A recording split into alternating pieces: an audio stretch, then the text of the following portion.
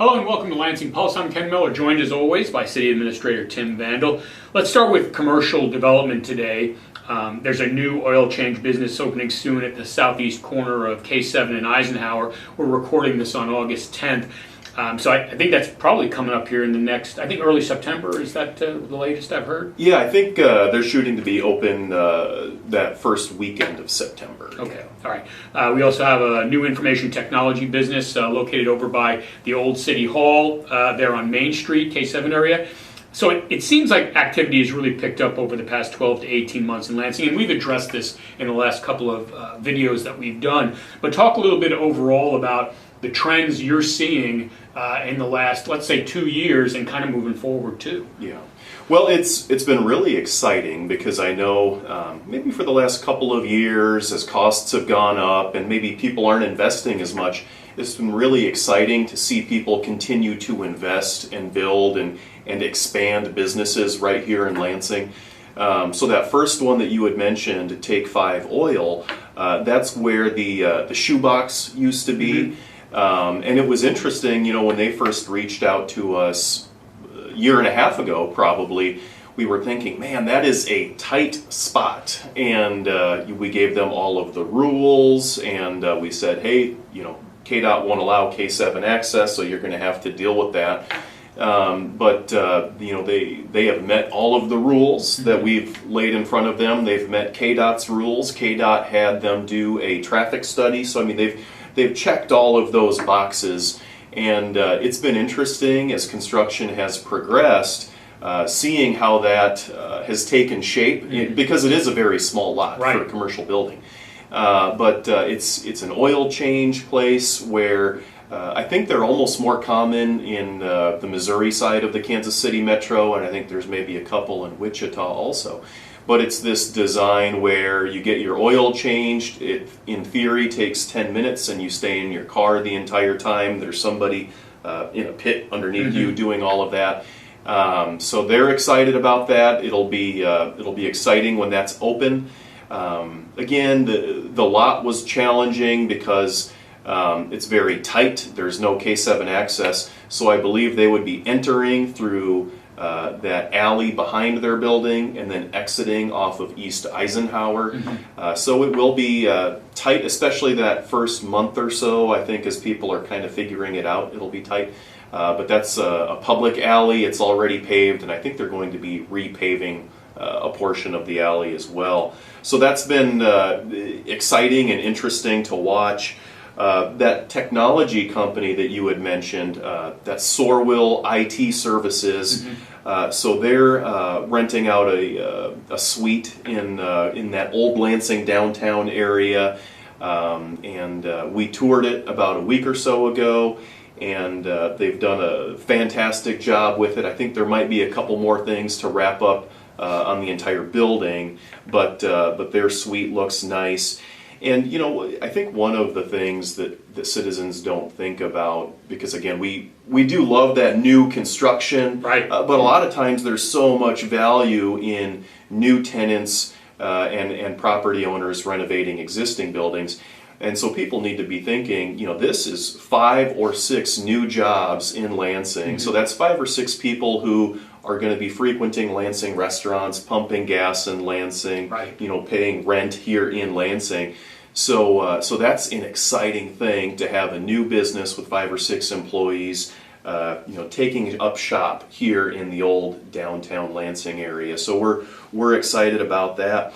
Even beyond those two, though, there's still so many more success stories that we've seen the last half a year or so.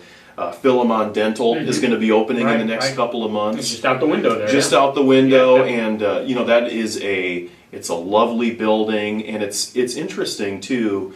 You think for decades and decades, that area between Petro Deli and the medical building, that had been vacant for decades, and in the span of about 3 years, we have a beautiful new bank there, Mutual Savings, and now Philemon Dental. So that's been really exciting to see that area develop. Philemon Dental's moving to this location from their existing location, kind of by Jimmy John's. So they're remaining in town, but I think this is more square footage. Oh, definitely. And then I think I've heard there's already people who are interested in the space that they're renting out right now. So that's pretty exciting. Another item that's been incredibly exciting, and it doesn't have quite as much K7 visibility, but it's also new jobs and new construction. And that is the new collision center to the west of Main Street Chrysler Dodge Jeep Ram. And so it's kind of tucked away behind their building. If you're going to the nursing home over there, you would see it. But you know, that's another building. They've done a great job building that. And I think it's going to be a wonderful complement to their existing building. It's going to be, like I said, a few new jobs. And we're incredibly excited about that. So Lansing is growing. People are investing in the community, and you know, it's been really gratifying to see. Like I said, even in the midst of some inflation going on and maybe concerns that you know, the local economy might not continue to progress. We're still seeing that investment. Well, and I think we addressed this maybe 2 years ago on one of these videos. But there was genuine concern, and I think the country was genuinely concerned with the pandemic. How was that going to impact growth? It seemed like everything was pulling back, and I know Lansing, just like every other locality, was probably concerned about it. And maybe it's just one of those things where you think one thing, and then and that's what conventional wisdom is, and it turns out the exact opposite. And I would say, in terms of economic development, and maybe to a certain extent residential development, we've actually seen things pick up where we were worried 2 years ago that it wasn't going to be so good. All right, so I wanted to talk about development as far as what needs to happen, what needs to precede development, and that's, of course, infrastructure upgrades. Lansing has some improvements coming to the southwest part of town by McIntyre Road. There's sanitary sewer plans. I know wastewater director Tony Zell has been in front of the council here a couple times in the last 2 months. But maybe not so much about that project, but just overall, it's so much easier to sell Lansing, whether that's commercial or residentially, when you can say, we've got this in place, we've got all of these things that you need to build already in place. So talk about that a little bit. Yeah, so I want to say shortly before my arrival, so at least 8 years ago, I mean, I think we were having a lot of issues with sewer surcharges, right? So we would have all of this development on the west side of town, and all of that sewer goes through the east side, and those sewers on the east side were sized when Lansing was 3,000 or 4,000 people. So we would have all of these issues. I think we kind of got you know, our hand slapped a little bit by KDHE, and so we had to make some pretty substantial improvements to a lot of our sewer lines, and so that had gone on for the last several years. So I would say the majority of our sewer lines hopefully are right-sized now. So that's been exciting. Beyond that, though, so we're working on that sewer line now that would go south toward McIntyre, and that's an area where we foresee a lot of new growth and development, you know, maybe in the next 10 years or so, right on that K7 corridor where there's 20 or 30,000 vehicles per day. So the long-term plans of that sewer line would be to go all the way to McIntyre. To go all the way to McIntyre, our most recent engineer's estimate is like $5 million, though. And we didn't want to incur new debt for this project, so we were fortunate, partnering with Leavenworth County a little bit, to get a $1.3 million grant to fund that sewer line, and then we'll be chipping in about $1 million as well. So we're going to be spending about $2.3 million. We're going to be getting that sewer line further south, so it's going to make several of those parcels more developable along that K7 corridor. Won't take it all the way to McIntyre, but it's a great start, and like I said, I think that large parcel that's over 100 acres, it gets it to that piece of property right there. So we're excited about that.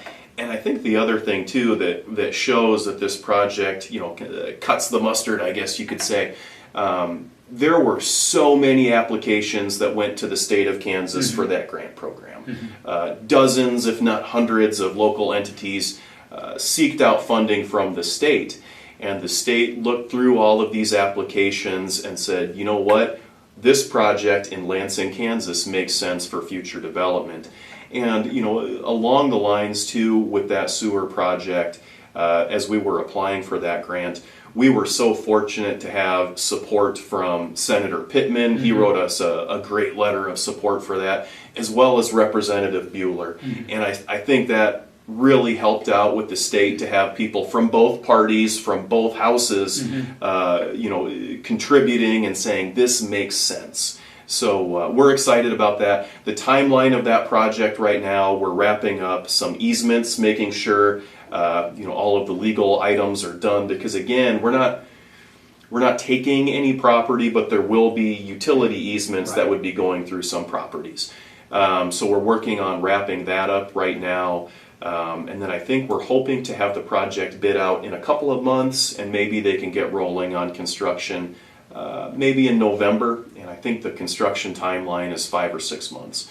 So this is a project, like I said, we're excited about. It sounds like the state is excited about it as well. It'll be a really good thing for Lansing. And really, as you mentioned, the timeline for how this is going to benefit development in Lansing really reaches out 10 years. And I think in the almost 20 years that I've been with the city, it seems like we're now finally getting out ahead to where we're planning infrastructure projects that are going to then allow for growth, not next year necessarily, but further down the line, which is what you need to do when you're selling the city. It was so nice because, again, all of those sewer projects that we had to undertake in 2015, 2016, 2017, a lot of those were required by the state of Kansas. Catch-up. It was catch-up. Yeah. We were playing catch-up. So it's nice that we're ahead of the 8 ball now. Right. And like I said, this will be a great thing for Lansing. It really will. All right, an issue we've touched on occasionally, and that's continuing to recruit not only new police officers to Lansing, but new employees to Lansing. Talk about some of the challenges we face. Let's start with the police department. I know we had a couple of staff folks this week, the first week in August, up at the fort because they had a jobs fair up there. But talk about, and you've now, having been here 8 years, you've lived it because you're seeing it all the time. Keeping police officers here is a challenge. Yeah, it's an incredibly challenging market right now for public safety. One of the things that I will say that I was really proud of what our city council did, they did that public safety pay study a couple of years ago to get our police officers closer to where they need to be. And then the following year they did that for the rest of the staff at large. So pay-wise, we're closer to where we need to be. Specifically more on police officers, though, one of the things that's challenging, we do occasionally lose people, and that's always a challenge. And we've been really fortunate to have new, good people getting hired onto the team. But one of the things that residents need to remember, if we hire a new officer without much experience, they need to go to the police academy in Hutchinson, Kansas, and that takes 14 weeks. Training time. Yeah, 14 weeks. So that's getting familiar with all of the different state statutes and procedures and things like that. And it's absolutely needed, absolutely necessary. But again, it's not like we hire an officer and they're plugged in day one right away. So that occurs. That takes 14 weeks. Even when they get done with that, then they come back. And there's like an internal hiring program, the field training officer program, the FTO program. So that takes another several weeks. So, we hire new officers, and I don't think they're able to be out patrolling the streets individually for almost half a year. Right. So that's one of the things that's been challenging. One of the things that's been, a moderate success. As part of that pay study, we rolled out this new police officer 2 job description. So like other departments would call it like a master police officer or something like that. But so officers who have been here, I think 2 or 3 years, haven't had any issues and also have a training certification, those officers can be bumped up on the pay scale. And it's a pretty sizable bump. So that's been a little bit helpful. But even with that, it's still just an incredibly challenging job market right now for public safety. And, you just have to look at the news and realize these guys, they deserve it. And it's an incredibly challenging job to have, and they deserve it. And so we're thankful to those guys. beyond law enforcement and public safety jobs too. I want to say we'll have some openings in the wastewater department and street department coming up. And I'm glad you brought up that component about that job fair on Fort Leavenworth, because again, so many of those guys are retiring after maybe 20 years, or maybe they only did a few years and they're getting out now. And there's a lot of benefits to working for a municipality. It's usually pretty good benefits, usually pretty stable hours.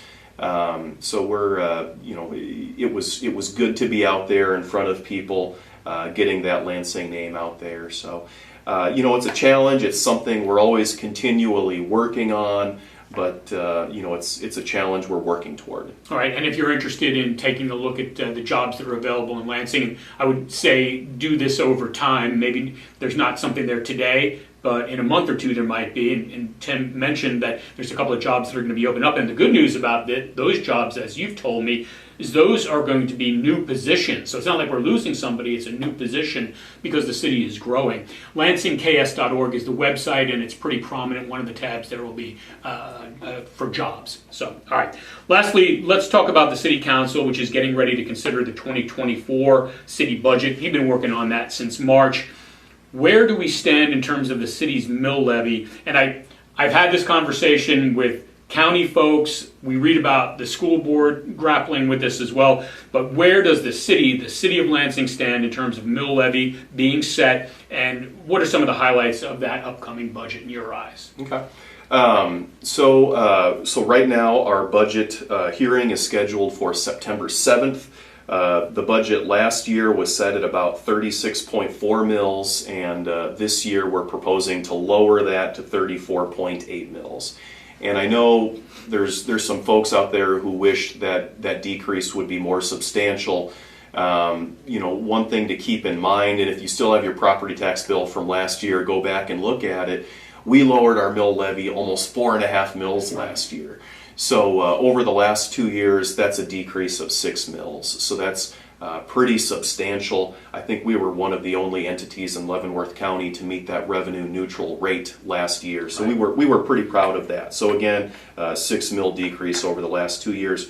So going from 36.4 to 34.8, I know most people's homes are going up in valuation. So that decrease in mill levy, if your home went up about $15,000 in valuation, it would about offset that. Mm-hmm. So if your home went up more than $15,000, then the increase would be a little bit more substantial. But if your home went from $285 to $300, the city share of your property taxes would be about flat.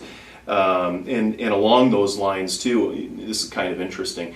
When I first came on board, when we were working on budget projections and what property taxes do for certain homes, the example that we would always use, we would say, oh, a $200,000 home would pay this in property taxes. Right. And as that's gone up, kind of the new example is $300,000. Right. So one thing that I would say to folks too, based on this new mill levy rate, a $300,000 home would pay $1,202 in city property taxes. Right. So again, that's not school district, that's not FD1, that's not the state. Right. That is just city property taxes. So that's funding things like our police department that we were just talking about. Right. Street maintenance, repaving, all of those things, moving snow, our library, parks and recreation. Just general operations in this building and our city hall. Mm-hmm. So for a $300,000 home, $1,200. As far as things that are included in this year's budget that or maybe look different from previous years, like we were talking about earlier, just with inflation and trying to keep up with employees and insurance and things like that. I mean, that's one of the things that's reflected in our budget this year. I want to say our health insurance went up like 13% or something like that. So I mean, that's pretty substantial. So that's one of the things that's included in our budget for this year. We're purchasing 2 new police cars, but then on top of that, we also have to purchase 10 new radios for all of our police cars because I think the standards are changing. So that's another $40,000, replacing out all of those radios for our police vehicles. Another thing that we included in the budget for this year, and I think it'll be a really worthwhile investment, this hot box pothole patching machine, and maybe Mike Spickelmeyer has spoken to you about it a little bit. That's around $50,000, but it's going to really improve the long-term life of a lot of our patches. So whether it's potholes, and I think we can use it for some curb patching too, it's going to really extend the life of some of those patches. And I guess kind of getting back to the budget, repaving road or redoing curb, that's getting more and more expensive. And if we did $800,000 a few years ago, that doesn't go nearly as far now. So trying to maintain what we have, that's becoming more and more important. So that piece of equipment that's going to extend the life of our patches, that's around $50,000. Another thing that maybe residents don't think about or see, we have $400,000 in the budget for a box culvert replacement on 147th Street. Now, those things are so much more expensive than people realize. And, there are times if a culvert is just running through someone's yard, we can replace those internally because there's not people driving over them, there's not semis driving them, or school buses driving over them or anything.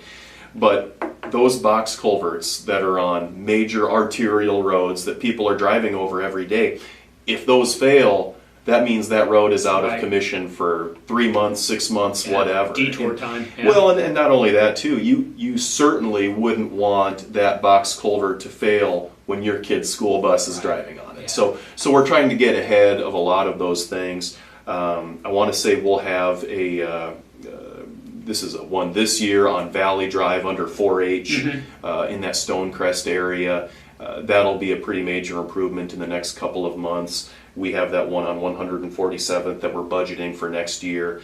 And then I think, we were hearing too that there's another one in that 4-H area that is having some problems that we're going to have to replace pretty quick. So those types of things are challenging, and they're always more expensive than maybe people realize. But again, they're incredibly important, especially if you have thousands of vehicles per day driving on top of them. The last thing that was a really big jump that I'll mention here is just our IT services contract. And I want to say that almost doubled last fall.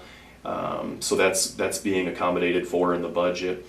And in all honesty, we were probably getting a pretty good price before that price jumped up. But yeah, so that's one of those things that when our IT consultant increased our costs, our jaws kind of hit the floor a little bit. That said, though, we'll be putting that out to bid here pretty soon. So hopefully, maybe it's not as bad as we're expecting. But that'll be something that we'll be putting out to bid soon too for those IT services. So lots of things going on in the city, lots of things that we're trying to plan for in the budget. And it's the thing that's challenging. It's August of 2023 right now. This budget that we're working on goes until December of 2024.